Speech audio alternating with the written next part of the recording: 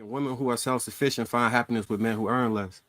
Because if men are conforming in the way you saying, then that will put them, what is it, the strong woman, y'all, a strong woman, an alpha woman or whatever, find the man, and then he conforms to her, it fits into her system. I definitely don't think that's a good idea. I think that's a terrible fucking idea. But I think that it boils down to how you define masculinity. And I keep saying this, there's no masculine job that says, hey, we pay you more for masculinity.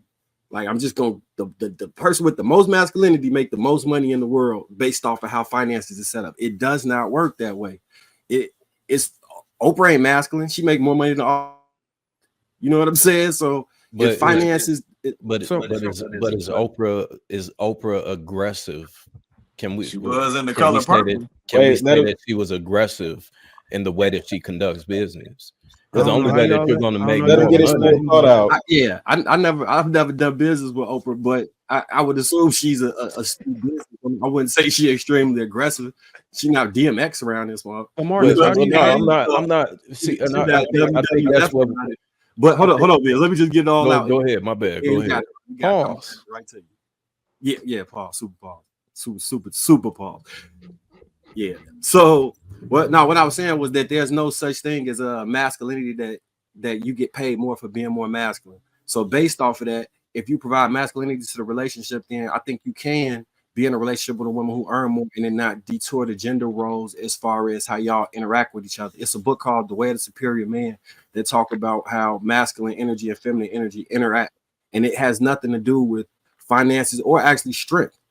The way they interact comes into a power dynamic, and that power dynamic usually works where the masculine energy, which is the stronger person, dictates and directs how the energy flows, and then the feminine energy fits into that, and they move forward the right way. So you got. Well, I disagree with you. I agree with your concepts and how you articulate it, but it's specifically, and I can give you context. I think that women who are self-sufficient can find happiness with men who earn less. I think more often than not, you might run into women who earn just as much as you and more sometimes. And it's nothing, the numbers in the bank account don't define your ability to be compatible. You know what I'm saying? It doesn't make a man less of just because he don't earn as much as you.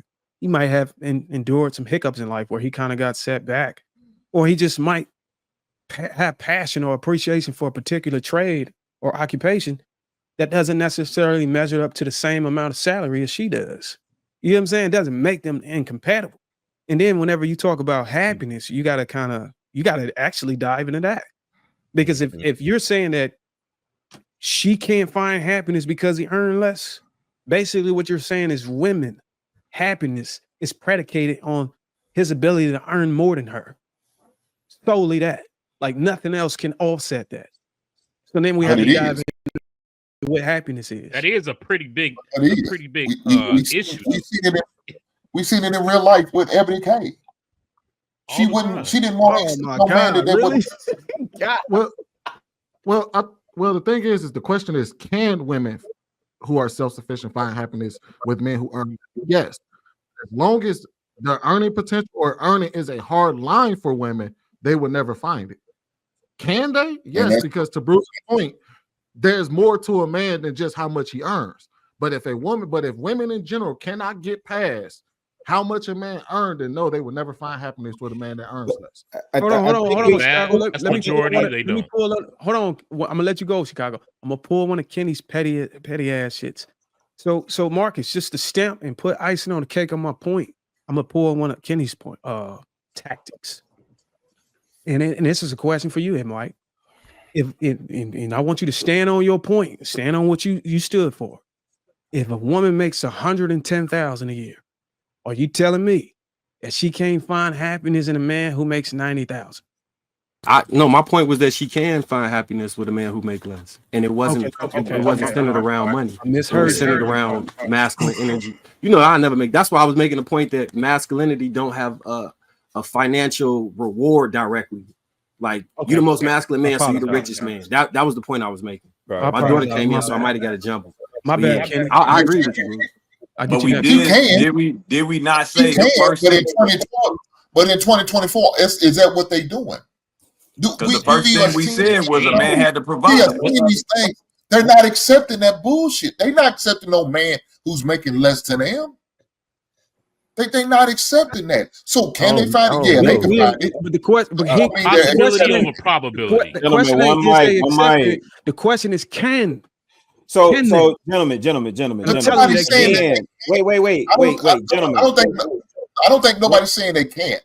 But will they? That's the question. Wait. Let's reset it just really quick, gentlemen, please. Okay, buddy. Can they? We know that's elementary, dude. Like we know they can. Like anything is possible. The question is nuance. It's kings up here talking, dog. Like let's have the conversation. You know what I mean? Like let's have the conversation. This question is so nuanced. It's not just the woman makes 110 and the man makes 90 and she can't find happiness with him, right? We talk about so many things in this space, right? We talk about happiness is an emotion, it's a feeling, it's fleeting. Can a woman find? Yeah, she can. Is that happening? Absolutely not. Because we know with the higher income that she has, more times than not, and especially if she's self-sufficient. So now we're talking about that strong black independent woman, right? And then we also know there's education levels that come with that, right? Then also, when you think about that, some of you guys could probably attest to this. Your woman the woman that's in a particular type of tax bracket, she's wanting the man that she takes to these parties, these company functions, to be on a certain level and so on certain par with her. Now, you think she's finding happiness in taking this man to a gala, a black tie event, and everybody's going around talking and bragging about what they do, right? Like, what? I actually think she can. Depending on the woman. I also think okay. So now is that happening? Can I chime in? They have male escorts. How you changing the goal? Can I chime in? Don't do that. Really, what you just did was kind of you went back on us being able to have the actual conversation, because the statement you just made just kind of shut down the points that Darwin M. White was essentially making.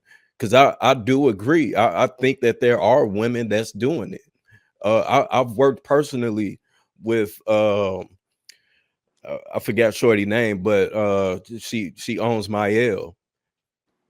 They just sold it for $640 million. You know what I'm saying? That's her check, not her husband. But they've been married. But they've been married happily for years. Decades. Type of deal. So I think when we let me finish talking, please. I've been quiet.